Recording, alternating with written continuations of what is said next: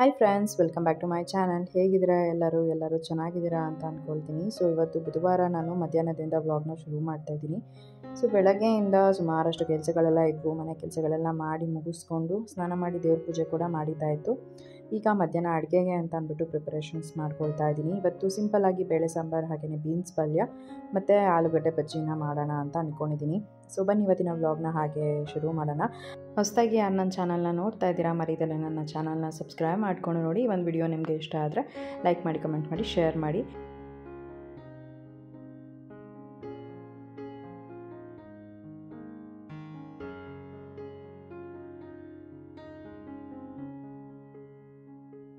So last ವ್ಲಾಗ್ನಲ್ಲಿ Appu ಹುಷಾರಿಲ್ಲ ಅಂತ ಅಂದ್ಬಿಟ್ಟು ಶೇರ್ ಮಾಡ್ಕೊಂಡಿದ್ದೆ. ಸುಮಾರಷ್ಟು ಜನ ಕೇಳಿದ್ರಿ ಅಪ್ಪು ಹೇಗಿದ್ದಾನೆ, ಹುಷಾರಾಗಿದ್ದಾನೆ ಅಂತ ಅಂದ್ಬಿಟ್ಟು.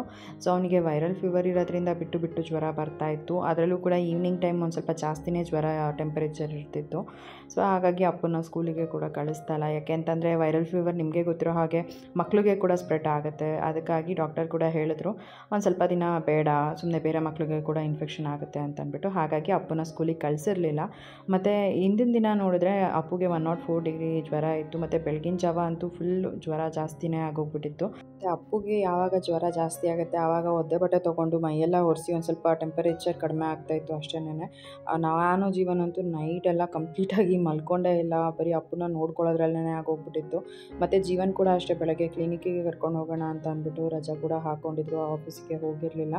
ಸೊ ಅವತ್ತಿನ ದಿನ ನಿಜವಾಗ್ಲೂ ಒಂಥರ ಹುಷಾರಾದರೆ ಸಾಕು ಅಪ್ಪು ಅನ್ನೋ ಥರ ಆಗೋಗ್ಬಿಟ್ಟಿತ್ತು. ಯಾಕಂದರೆ ನೈಟೆಲ್ಲ ಅವನು ತುಂಬಾ ಹಿಂಸೆ ಮಾಡ್ಕೊಳ್ತಾ ಇದ್ದ. ಅದರಲ್ಲೂ ಅವನು ಹಿಂಸೆ ಮಾಡ್ಕೊಳ್ಳೋದನ್ನ ನೋಡಿ ನಮಗೆ ಒಂಥರ ಬೇಜಾರಾಗ್ತಾಯಿತ್ತು.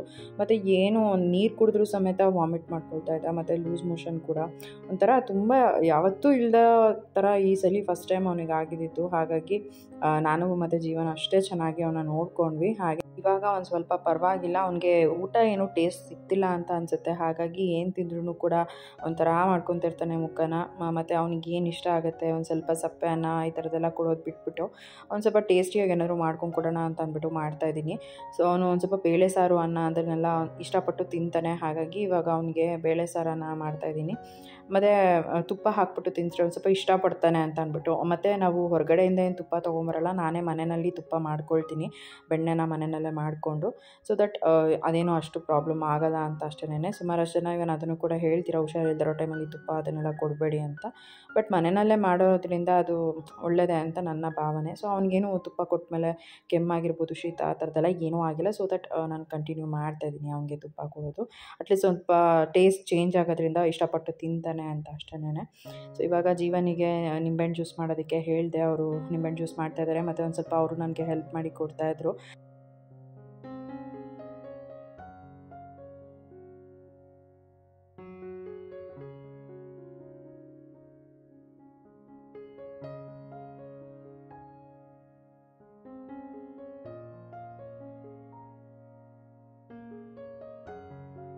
ಸೊ ಸುಮಾರಷ್ಟು ಜನ ಕೇಳ್ತಾ ಇದ್ರಿ, ನೀವು ಮುಂಚೆ ಎಲ್ಲ ಮನಿ ಸೇವಿಂಗ್ ಟಿಪ್ಸ್ ಅದನ್ನೆಲ್ಲ ಶೇರ್ ಮಾಡ್ಕೊಳ್ತಾ ಇದ್ರಿ, ಹಾಗೆಯೇ ಇವಾಗ ಕೂಡ ನೀವು ಮನಿ ಸೇವಿಂಗ್ಸ್ ಎಲ್ಲ ಮಾಡ್ಕೊಳ್ತಾ ಇದ್ದೀರಾ ಅಂತ ಅಂದ್ಬಿಟ್ಟು.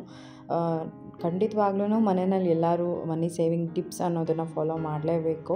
ಅಂದರೆ ಜಾಸ್ತಿ ಅಮೌಂಟ್ ಆಗಲಿಲ್ಲ ಅಂತ ಅಂದ್ರೂ ಸಣ್ಣ ಪುಟ್ಟ ಅಮೌಂಟ್ ಆದರೂ ಸೇವ್ ಮಾಡಲೇಬೇಕು. ಯಾಕಂದರೆ ಈ ಥರ ಏನಾದರೂ ಮನೆಯಲ್ಲಿ ಹುಷಾರಿಲ್ದಿರೋ ಟೈಮಲ್ಲಿ ಯಾರ ಹತ್ರನೂ ಹೋಗಿ ನಾವು ಕೇಳೋದಕ್ಕಾಗಲ್ಲ. ಸಡನ್ನಾಗಿ ನಮ್ಮ ಹತ್ರ ಕೈಯಲ್ಲಿ ದುಡ್ಡಿರುತ್ತೋ ಇಲ್ವೋ, ಪರಿಸ್ಥಿತಿ ಅಂಥದ್ದು ಬಂದಾಗ ಒಂದು ಸ್ವಲ್ಪ ಸೇವಿಂಗ್ಸ್ ಅಂತ ಏನು ಇಟ್ಕೊಂಡಿರ್ತೀವಿ ಅದು ತುಂಬಾ ಹೆಲ್ಪ್ ಆಗುತ್ತೆ. ನಾನು ಇವಾಗ ಒಂದು ಎಕ್ಸಾಂಪಲ್ನ ತೊಗೊಂಡು ಹೇಳಿದ್ದು ಇದನ್ನು.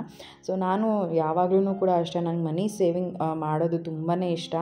ಗೊತ್ತಿಲ್ಲ ನನಗೇನಕ್ಕೆ ಅಂತ ಅಂದ್ಬಿಟ್ಟು. ಅದು ನಾನು ನನ್ನ ತಾತನ ಅಥವಾ ನಮ್ಮ ಅಪ್ಪನ ನೋಡಿ ಕಲ್ತ್ಕೊಂಡಿರ್ಬೋದು. ಬಟ್ ನನಗೆ ದುಡ್ಡು ಖರ್ಚು ಮಾಡೋದಕ್ಕಿಂತ ಜಾಸ್ತಿ ಸೇವ್ ಮಾಡೋದಕ್ಕೆ ತುಂಬ ಇಷ್ಟ ಆಗೋದು. ಹಾಗೆಯೇ ಕಂಡ್ಕೊಂಡಿದ್ದನ್ನೆಲ್ಲ ನಾನು ತೊಗೊಳೋದಕ್ಕೆ ಹೋಗಲ್ಲ. ನನಗೆ ತುಂಬ ನೆಸಸರಿ ಇದೆ, ನನಗೆ ಬೇಕು, ಅಗತ್ಯ ಇದೆ ಅಂದರೆ ಮಾತ್ರ ನಾನು ತೊಗೊಳೋದಕ್ಕೆ ಹೋಗೋದು. ಸುಮ್ಮನೆ ಏನನ್ನೂ ತೊಗೊಳ್ಳಲ್ಲ. ಇವಾಗ ಹೊಸ ಮನೆಗೆ ಬಂದಮೇಲಂತೂ ಒಂದು ಸ್ವಲ್ಪ ಶಾಪಿಂಗ್ ಅದು ಇದು ಅಂತೆಲ್ಲ ಇದ್ದೇ ಇರುತ್ತೆ. ನಿಮಗೆ ಗೊತ್ತಿರುತ್ತೆ. ಅಂದರೆ ಫಸ್ಟ್ ಇದ್ದಿದ್ದ ಮನೆಗೂ ಇವಾಗಿರೋ ಮನೆಗೂ ಒಂದು ಸ್ವಲ್ಪ ಮಟ್ಟಿಗೆ ಏನಾದರೂ ಚೇಂಜಸ್ ಮಾಡ್ಕೊಳ್ಳೋಣ, ಮತ್ತು ಹೊಸದು ಏನಾದ್ರು ತೊಗೊಂಡು ಬರೋಣ, ಅರೇಂಜ್ ಮಾಡ್ಕೊಳ್ಳೋಣ ಅನ್ನೋದು ಎಲ್ಲರಿಗೂ ಆಸೆ ಇರುತ್ತೆ. ಸೊ ನಾನು ಕೂಡ ಅದೇ ಪ್ರಕಾರದಲ್ಲಿ ಯಾವ್ದು ಚೆನ್ನಾಗಿರುತ್ತೆ ಯಾವ್ದು ಚೆನ್ನಾಗಿರಲ್ಲ ನೋಡಿಕೊಂಡು ನಮ್ಮ ಬಜೆಟಿಗೆ ಬರೋ ಅಂಥದ್ದನ್ನು ಪ್ಲ್ಯಾನ್ ಮಾಡಿ ನಾನು ಬೈ ಮಾಡ್ತೀನಿ.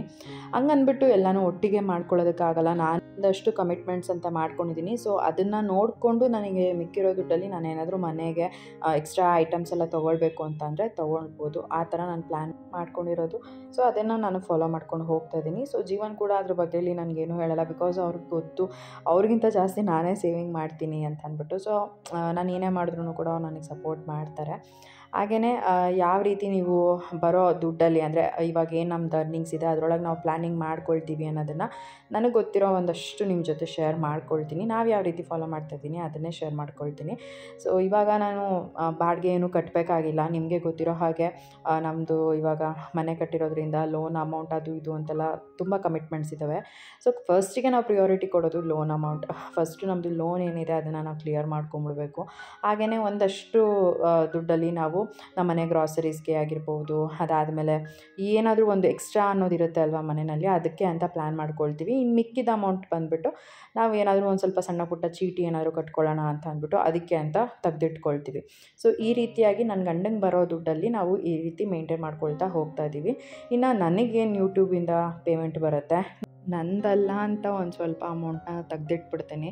ಮತ್ತು ಇನ್ನೂ ಒಂದು ಸ್ವಲ್ಪ ದುಡ್ಡಲ್ಲಿ, ಅಂದರೆ ಒಂದು ಸ್ಮಾಲ್ ಅಮೌಂಟಲ್ಲಿ ನಾನು ಒಂದು ಗೋಲ್ಡ್ ಚೀಟಿ ಅಂತ ಕಟ್ಕೊಳ್ತಾ ಇದ್ದೀನಿ. ಅದು ನಾನು ಇವಾಗಿಂದ ಕಮಿಟ್ಮೆಂಟ್ ಮಾಡ್ಕೊಂಡಿರೋ ಅಂಥದ್ದನ್ನೆಲ್ಲ. ಆಲ್ಮೋಸ್ಟ್ 1 ಇಯರ್ ಮೇಲೇ ಆಯಿತು ನಾನು ಅದೊಂದು ಚೀಟಿನ ಕಟ್ಕೊಳ್ತಾ ಹೋಗ್ತಾ ಇದ್ದೀನಿ. ಅಂದರೆ ಒಂಥರ ಏನೋ ಸೇವಿಂಗ್ ಆಗಲಿ ಅನ್ನೋದಕ್ಕೋಸ್ಕರ ಅಷ್ಟೇನೆ. ಮತ್ತು ನಿಮಗೆ ಗೊತ್ತಿದೆ ಇವಾಗಂತೂ ತುಂಬಾ ಗೋಲ್ಡ್ ರೇಟ್ ಜಾಸ್ತಿ ಆಗಿದೆ. ಇವಾಗೇನೋ ಹೊಸದಾಗಿ ನಾವು ಗೋಲ್ಡ್ ತೊಗೊಳ್ತೀವಿ ಅಂತ ಅಂದರೆ ಅದು ನಿಜವಾಗ್ಲೂ ತುಂಬ ಕಷ್ಟ. ಮತ್ತು ಇವಾಗೇನಾದ್ರು ಸ್ವಲ್ಪ ಅಮೌಂಟ್ನ ನಾವು ಸೇವ್ ಮಾಡಿಕೊಂಡು ನಾವು ಗೋಲ್ಡ್ ತೊಗೊಳ್ಬೋದು ಅಂತ ಅಂದರೆ ಯಾಕೆ ಸುಮ್ಮನೆ ಇದು ಮಾಡೋದು ಅಲ್ವಾ, ತೊಗೊಳ್ಳೋಣ. ಮುಂದಕ್ಕೊಂದು ಸಣ್ಣ ಪುಟ್ಟ ತೊಗೊಳ್ತೀವಿ ಅಂತಂದ್ರೂ ಆರಾಮಾಗಿ ನಮ್ಮ ಒಂದು ವರ್ಷವಿಡೀ ಸೇವಿಂಗ್ಸಲ್ಲಿ ಏನಿದೆ ಅದನ್ನು ತೊಗೊಳ್ಬೋದು ಅಂತ ನಾನು ಆ ರೀತಿ ಒಂದು ಚೀಟಿನ ಕಟ್ಕೊಳ್ತಾ ಹೋಗ್ತಾ ಇದ್ದೀನಿ. ಅದು ತುಂಬಾ ಹೆಲ್ಪ್ ಆಗ್ತಿದೆ. ಇವನ್ ನನಗೂ ಕೂಡ ಸುಮಾರಷ್ಟು ಸಲ ನಾನು ಇದೇ ರೀತಿಯೇ ಮಾಡಿರೋ ಅಂಥದ್ದು. ಸೊ ಒಂದು ಚೀಟಿ ಕಟ್ತಾ ಇದ್ದೀನಿ ಅಂತಂದರೆ ನನಗೆ ನಾನೇ ಕಮಿಟ್ಮೆಂಟ್ ಮಾಡ್ಕೊಂಬಿಟ್ಟಿದ್ದೀನಿ. ಬಟ್ ಎನಿ ಕಾಸ್ಟ್ ಅದನ್ನು ನಾನು ಕಟ್ಟಲೇಬೇಕು, ಅದಕ್ಕೋಸ್ಕರ ನಾನು ಏನಾದರೂ ಸ್ವಲ್ಪ ಕೆಲಸ ಮಾಡಲೇಬೇಕು ಅಂತ ಅಂದ್ಬಿಟ್ಟು ನಾನು ಅದನ್ನು ಒಂಥರ ಕಮಿಟ್ಮೆಂಟ್ ಥರ ಮಾಡ್ಕೊಂಡಿದ್ದೀನಿ.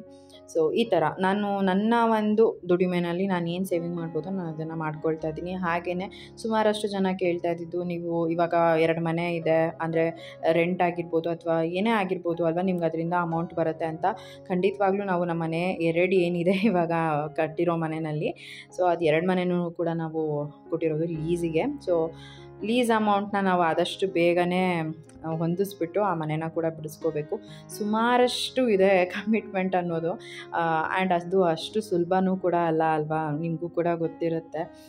ನಾವು ಆ ಒಂದು ದುಡ್ಡನ್ನ ಹೊಂದಿಸ್ಕೊಂಡು ಆ ಮನೆನ ಬೇಗನೆ ಬಿಡಿಸ್ಕೊಂಡು ಅಟ್ಲೀಸ್ಟ್ ಒಂದು ರೆಂಟಿಗೆ ಅಂತ ಕೊಟ್ಟಾಗ ಆವಾಗ ನಮಗೇನೋ ಅದರಿಂದ ಒಂದು ಸ್ವಲ್ಪ ಇನ್ಕಮ್ ಬರ್ತಾ ಇದೆ ಅಂತ ಅನಿಸುತ್ತೆ. ಬಟ್ ಈಗ ಸದ್ಯಕ್ಕೆ ಮನೆಗಳಿಂದ ನಮ್ಗೆ ಯಾವುದೇ ರೀತಿಯಾದ ಇನ್ಕಮ್ ಬರ್ತಾ ಇರೋದು ನನ್ನ ಹಸ್ಬೆಂಡ್ ಸ್ಯಾಲ್ರಿಯಿಂದ, ನನ್ನ ಯೂಟ್ಯೂಬಿಂದ.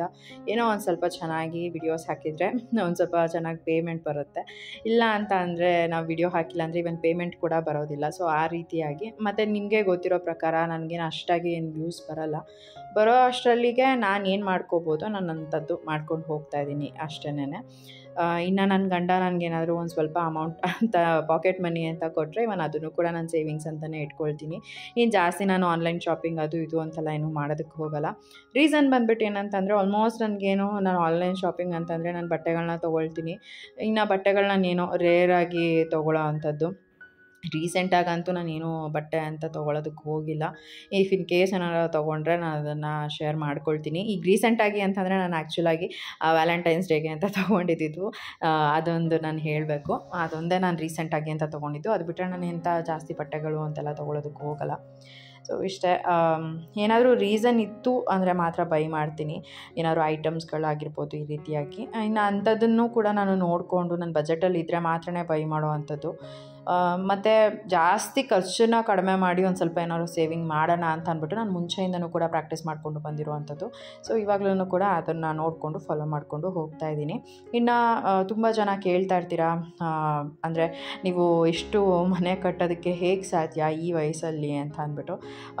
ನೀವು ಸುಮಾರು ಜನ ಅಂದ್ಕೊಂಡಿರ್ತೀರಾ ಏನೋ ಭಾರಿ ದುಡ್ಡು ಇಟ್ಕೊಂಡಿರ್ತಾರೆ ಹಂಗೆ ಹೀಗೆ ಅಂತ ಅಂದ್ಬಿಟ್ಟು. ಬಟ್ ಕಂಪ್ಲೀಟ್ಲಿ ನಾವು ನಮ್ಮ ಮನೆ ಏನು ಕಟ್ಟಿದ್ದೀವಿ ಅದು ಲೋನ್ ಅಮೌಂಟ್ ಅಂತಲೇ ಹೇಳ್ಬೋದು. ಇನ್ನು ಒಂದಷ್ಟು ಏನಿದೆ ಅದನ್ನು ನಾವು ಗೋಲ್ಡ್ ಪ್ಲೆಜ್ ಮಾಡಿದ್ದೀವಿ. ಸೊ ಅದನ್ನು ಕೂಡ ಅಷ್ಟೇ ನಾನು ಹೇಳಬೇಕು. ಸುಮಾರಷ್ಟು ಜನ ಇದಕ್ಕೆ ನೆಗೆಟಿವ್ ಆಗಿ ಕೂಡ ಮಾತಾಡ್ತಾರೆ, ಬಟ್ ನಾನು ನೆಗೆಟಿವ್ ಆಗಿ ಮಾತಾಡೋ ಅಂಥವ್ರನ್ನ ಲೆಕ್ಕಕ್ಕೆ ತೊಗೊಳ್ಳಲ್ಲ. ಯಾಕೆ ಅಂತ ಅಂದರೆ ಅವರೇ ಇನ್ನೂ ಆ ಒಂದು ಪರಿಸ್ಥಿತಿನಲ್ಲಿ ಇಲ್ಲ. ನಾವು ಎಷ್ಟೋ ಈ ಒಂದು ವಯಸ್ಸಿಗೆ ಒಂದು ಮನೆ ಅಂತ ಮಾಡ್ಕೊಂಡಿದ್ದೀವಿ ಅಂತ ಅಂದಮೇಲೆ ನಮ್ಮನ್ನು ನಾವು ಅಪ್ರಿಷಿಯೇಟ್ ಮಾಡ್ಕೊಳ್ಬೇಕು. ನಾವು ಸುಮ್ಮನೆ ಏನೋ ಬೇರೆಯವ್ರನ್ನ ಕಂಪೇರ್ ಮಾಡ್ಕೊಂಡು ಅಯ್ಯೋ ಅನ್ನೋದು ನನಗಿಷ್ಟ ಇಲ್ಲ. ಸೊ ಅದೊಂದನ್ನು ನಾನು ಹೇಳಬೇಕು. ಅದು ತಪ್ಪು ಅಂತ ಅಂದರೆ ನಾನೇನೂ ಮಾಡೋದಕ್ಕಾಗಲ್ಲ. ಬಟ್ ಕೆಲವೊಬ್ಬರು ಈ ಥರ ಏನಾದರೂ ಹೇಳಿದಾಗ ನೆಗೆಟಿವ್ ಆಗಿ ಮಾತಾಡೋದಕ್ಕೆ ಅಂತಲೇ ಬಂದುಬಿಡ್ತಾರೆ. ಸೊ ಈ ರೀತಿ ನಮ್ಮದು ಅಂತ ಒಂದಷ್ಟು ಕಮಿಟ್ಮೆಂಟ್ಸ್ ಇದೆ. ಆ ಒಂದು ಕಮಿಟ್ಮೆಂಟ್ಸಿಗೆ ಬದ್ಧವಾಗಿ ನಾವು ಏನು ಕೆಲಸಗಳನ್ನ ಮಾಡ್ಕೊಂಡು ಹೋಗ್ತಾ ಇದ್ದೀವಿ. ಹಾಗೆಯೇ ಒಂದು ಮನೆ ಕಟ್ಟಿ ಮುಗಿಸಿದ್ದೀವಿ ಅಂತ ಅಂದರೆ ಅದಷ್ಟು ಈಸಿ ಅಲ್ಲ. ಆ್ಯಂಡ್ ನನ್ನ ಫ್ಯಾಮಿಲಿ ಕಡೆಯಿಂದ ಆಗಿರ್ಬೋದು, ನನ್ನ ಗಂಡನ ಫ್ಯಾಮಿಲಿ ಕಡೆಯಿಂದ ಆಗಿರ್ಬೋದು, ನಮಗೆ ಯಾವುದೇ ರೀತಿಯಾದ ಒಂದು ಫೈನಾನ್ಷಿಯಲ್ ಸಪೋರ್ಟ್ ಅಂತಲೂ ಕೂಡ ಸಿಕ್ಕಿಲ್ಲ. ನಾನು ಇದನ್ನು ಸುಮಾರಷ್ಟು ಸಲ ಹೇಳಿದ್ದೀವಿ. ನಮ್ಮ ಮನೆ ಕನ್ಸ್ಟ್ರಕ್ಷನ್ನಿಗೆ ಒಂದು ಸ್ವಲ್ಪ ಅಮೌಂಟ್ನ ಈಸ್ಕೊಂಡಿದ್ವಿ, ನಾವು ಅದನ್ನು ರೀಪೇನೂ ಕೂಡ ಮಾಡಿದಾಗೋಗಿದೆ. ಸೊ ಅದಕ್ಕೋಸ್ಕರನೇ ನಾವು 2 ಮನೆಯೂ ಕೂಡ ಲೀಸ್ಗೆ ಹಾಕಿದ್ದಿದ್ದು. ಯಾಕೆಂದರೆ ನಾಳೆ ದಿನ ಯಾರು ಕೂಡ ನಮಗೇನು ಹೇಳಬಾರ್ದು, ನಾವು ಅವರ ಒಂದು ಅಂಗಲಿದ್ದೀವಿ ಅಂತ ಯಾರು ಮಾತಾಡಬಾರ್ದು. ಅದು ನಾಳೆ ದಿನ ನಮಗೆ ಒಂದು ಮಾತು ಏನಾರು ಬಂದುಬಿಟ್ರೆ ಲೈಫ್ ಲಾಂಗ್ ಅದು ಹಂಗೇ ಇದ್ಬಿಡುತ್ತೆ ಮನಸ್ಸಲ್ಲಿ. ಸೊ ಹಾಗಾಗಿ ಈಸ್ಕೊಂಡಿದ್ದು ಒಂದು ಸ್ವಲ್ಪ ಅಮೌಂಟನ್ನು ಕೂಡ ನಾವು ರೀಪೇ ಮಾಡಿಬಿಟ್ವಿ. ಸೊ ಯಾವುದೇ ರೀತಿಯಾದ ಫ್ಯಾಮಿಲಿ ಮೆಂಬರ್ಸಿಂದ ಏನೋ ಒಂದು ಅಮೌಂಟ್ ಈಸ್ಕೊಂಡು ಅದು ಸಾಲ ಅಂತ ಉಳಿದಿರುತ್ತೆ, ಅದು ಯಾವುದೇ ರೀತಿಯಾಗಿ ನಮ್ಮ ಹತ್ರ ಇಲ್ಲ. ಇನ್ನೇನೇ ಇದ್ರೂ ಕೂಡ ನಮ್ಮ ಮನೆಗೆ ಅಂತ ನಾವೇನು ಲೋನ್ ಅಮೌಂಟ್ ಮಾಡ್ಕೊಂಡಿದ್ದೀವಿ ಅದನ್ನು ನಾವು ತೀರಿಸ್ಕೊಂಡು ಹೋಗಬೇಕು ಅಷ್ಟೇನೆ. ಸೊ ಈ ರೀತಿಯಾಗಿ ಇದೆ. ಸುಮಾರಷ್ಟು ಜನ ಕೇಳ್ತಾ ಇರ್ತೀರಾ ಮನಿ ಸೇವಿಂಗ್ ಇವಾಗಲೂ ಕೂಡ ಮಾಡ್ತೀರಾ ಅಂತ. ಸೊ ನಮ್ಗೆ ಹೆಂಗಾಗತ್ತೆ ನಾವು ಹಂಗೆ ಮನಿ ಸೇವಿಂಗ್ ಮಾಡ್ಕೊಳ್ತಾ ಇದ್ದೀವಿ. ಇನ್ನು ಡೀಪ್ ಆ್ಯಂಡ್ ಡೆಪ್ತಾಗಿ ಹೇಳಬೇಕು ಅಂತ ಅಂದ್ರೂ ಕೂಡ ಆಗೋದಿಲ್ಲ. ಬಿಕಾಸ್ ಒಬ್ಬೊಬ್ಬರು ಮನೆಯಲ್ಲಿ ಒಂದೊಂದು ಥರ ಕಮಿಟ್ಮೆಂಟ್ಸ್ ಇರುತ್ತೆ. ಸೊ ನಿಮ್ಮ ಮನೆಯಲ್ಲೇ ಒಂಥರ ಕಮಿಟ್ಮೆಂಟ್ಸ್, ನಮ್ಮ ಮನೆಯಲ್ಲೇ ಒಂಥರ ಕಮಿಟ್ಮೆಂಟ್ಸ್. ಸೊ ಕೆಲವೊಂದಷ್ಟು ಐಡಿಯಾಸ್ನೆಲ್ಲ ನಾನು ನಮ್ಮ ಅಪ್ಪನಿಂದ, ನಮ್ಮ ತಾತನಿಂದ ಕೂಡ ತೊಗೊಳ್ತೀನಿ. ಯಾವ ರೀತಿ ಏನು ಮಾಡ್ಬೋದು ಅಂತ ಅಂದ್ಬಿಟ್ಟು ನನಗೆ ನಿಜವಾಗ್ಲೂ ಕೂಡ ಅವರು ಹೇಳೋ ತುಂಬ ವಿಷಯಗಳು ತುಂಬಾ ಇನ್ಸ್ಪೈರ್ ಆಗುತ್ತೆ. ನಾನು ಕೂಡ ತುಂಬ ವಿಷಯಗಳನ್ನ ಕಲ್ತ್ಕೊಂಡಿದ್ದೀನಿ ಕೂಡ.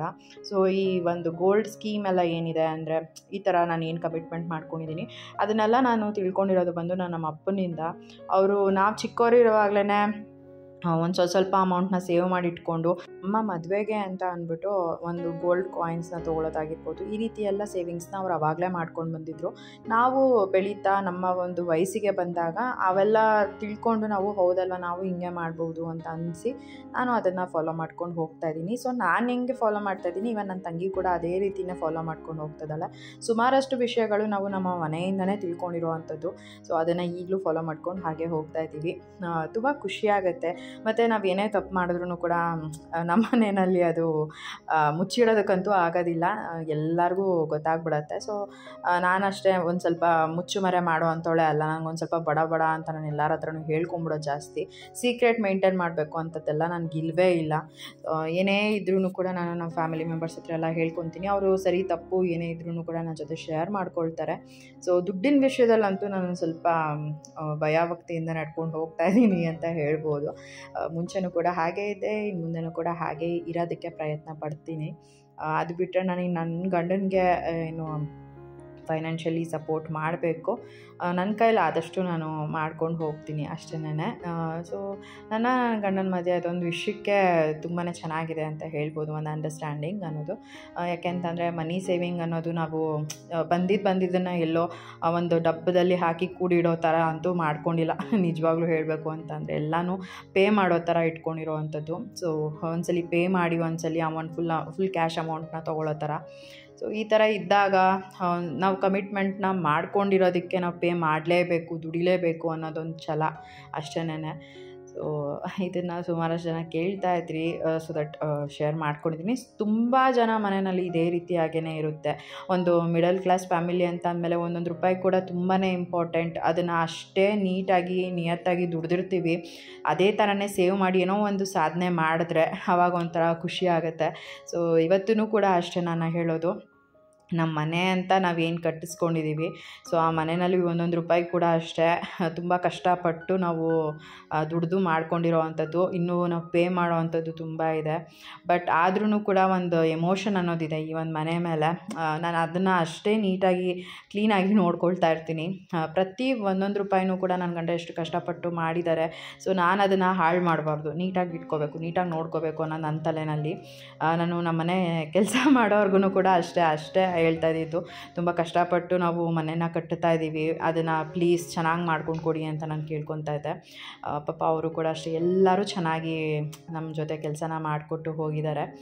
ತುಂಬ ಖುಷಿ ಆಗುತ್ತೆ. ಇವತ್ತೂ ಕೂಡ ಅಷ್ಟೇ ತುಂಬ ಜನ ಇವನ್ ಅದನ್ನು ಕೂಡ ಕೇಳಿದ್ರಿ ಅಲ್ವಾ. So that money saving tips ಬಗ್ಗೆ ನಾನು ನಿಮ್ಮ ಜೊತೆ ಶೇರ್ ಮಾಡ್ಕೊಂಡಿದ್ದೀನಿ. ಹಾಗೆಯೇ ಇವಾಗಲೂ ಕೂಡ ಏನೇನೆಲ್ಲ ಕಮಿಟ್ಮೆಂಟ್ ಮಾಡ್ಕೊಂಡಿದ್ದೀವಿ, ಏನೇನೆಲ್ಲ ಫಾಲೋ ಮಾಡ್ಕೊಂಡು ಹೋಗ್ತಾ ಇದ್ದೀವಿ ಅನ್ನೋದನ್ನು ಈ ಒಂದು ವಿಡಿಯೋನಲ್ಲಿ ನಿಮ್ಮ ಜೊತೆ ಶೇರ್ ಮಾಡ್ಕೊಂಡಿದ್ದೀನಿ.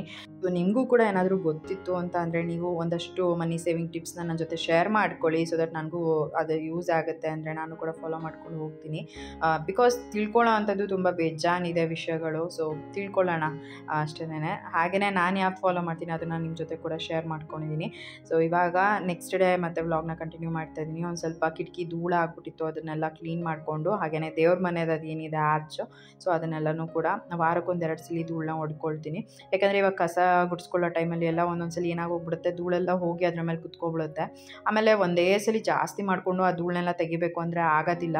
ಸೊ ವಾರಕ್ಕೊಂದೆರಡು ಸಲ ಕ್ಲೀನ್ ಮಾಡ್ಕೊಂಡ್ಬಿಟ್ರೆ ನೀಟಾಗೂ ಕೂಡ ಕಾಣುತ್ತೆ ಅಂತ ಅಂದ್ಬಿಟ್ಟು ನಾನು ವಾರಕ್ಕೊಂದೆರಡು ಸಲ ನೀಟಾಗಿ ಡಸ್ಟಿಂಗ್ ಮಾಡ್ಕೊಳ್ತೀನಿ. ಸೊ ಹಾಗೆಯೇ ಇಲ್ಲಿ ಮೇನ್ ಡೋರ್ ಕೂಡ ಅಷ್ಟೇ ನಾನು ಏನು ಡಸ್ಟಿಂಗ್ ಮಾಡಬೇಕೆಲ್ಲ ಮಾಡಿಕೊಂಡೆ. ಇನ್ನೂ ಬಾಗಿಲಿಗೆಲ್ಲ ರಂಗೋಲಿ ಹಾಕಬೇಕಾಗಿತ್ತು. ಸೊ ನೀಟಾಗಿ ಎಲ್ಲ ರಂಗೋಲಿ ಏನು ಹಿಂದಿನ ದಿನ ಹಾಕಿದ್ದೆ ಅದನ್ನೆಲ್ಲ ತೆಗೆದುಬಿಟ್ಟು ಬಾಗಿಲೆಲ್ಲ ಒರೆಸ್ಕೊಂಡು ರಂಗೋಲಿನ ಹಾಕ್ಕೊಳ್ತೀನಿ. ನನಗಂತೂ ಇದೊಂಥರ ಏನೋ ರಂಗೋಲಿ ಹಾಕೋದು ಈ ನಡುವೆ ತುಂಬಾ ಇಷ್ಟ ಆಗೋಗ್ಬಿಟ್ಟಿದೆ. ಮುಂಚೆ ಎಲ್ಲ ಹಾಕ್ತಾಯಿದ್ದೆ, ಆವಾಗೆಲ್ಲ ಅಭ್ಯಾಸ ತಪ್ಪೋಗ್ಬಿಟ್ಟಿತ್ತು ಮಧ್ಯದಲ್ಲಿ ಬಿಟ್ಟಾಗ.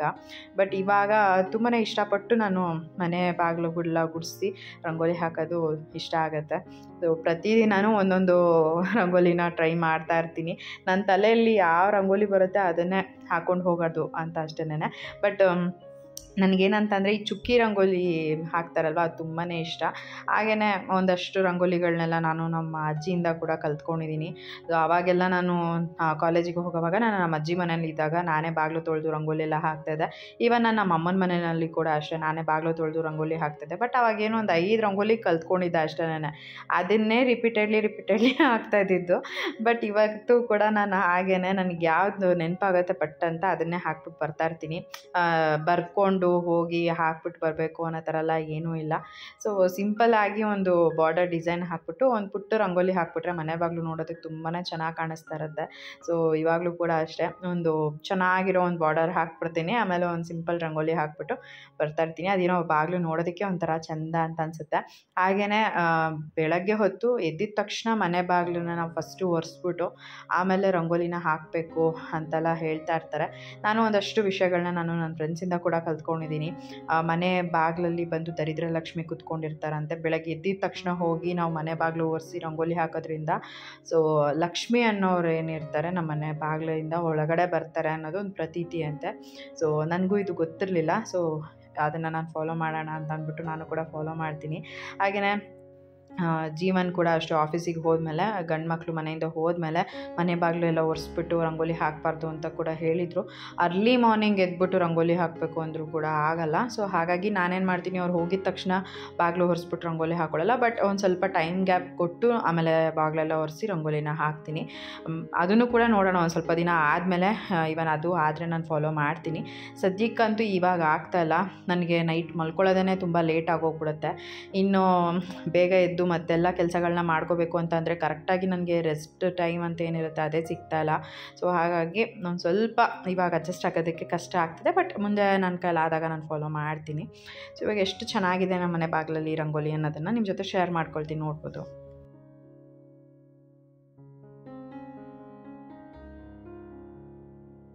ಸೊ ಇಷ್ಟೇ ಫ್ರೆಂಡ್ಸ್, ಇವತ್ತಿನ ಈ ಒಂದು ವಿಡಿಯೋ ನಿಮಗೆ ಇಷ್ಟ ಆಗಿದೆ ಅಂತ ಅಂದ್ಕೊಳ್ತೀನಿ. ಇವತ್ತಿನ ಈ ಒಂದು ವಿಡಿಯೋ ನಿಮಗೆ ಇಷ್ಟ ಆಗಿದ್ದರೆ ಲೈಕ್ ಮಾಡಿ, ಕಮೆಂಟ್ ಮಾಡಿ, ಶೇರ್ ಮಾಡಿ. ಇನ್ನೂ ಯಾರು ನನ್ನ ಯೂಟ್ಯೂಬ್ ಚಾನಲ್ನ ಸಬ್ಸ್ಕ್ರೈಬ್ ಮಾಡ್ಕೊಳ್ದೇ ನೋಡ್ತಾ ಇದ್ದೀರಾ, ದಯವಿಟ್ಟು ನನ್ನ ಯೂಟ್ಯೂಬ್ ಚಾನಲ್ನ ಸಬ್ಸ್ಕ್ರೈಬ್ ಮಾಡ್ಕೊಂಡು ನೋಡಿ. ಸಿಗೋಣ ಮುಂದಿನ ವಿಡಿಯೋನಲ್ಲಿ. Thanks for watching. ಬಾಯ್.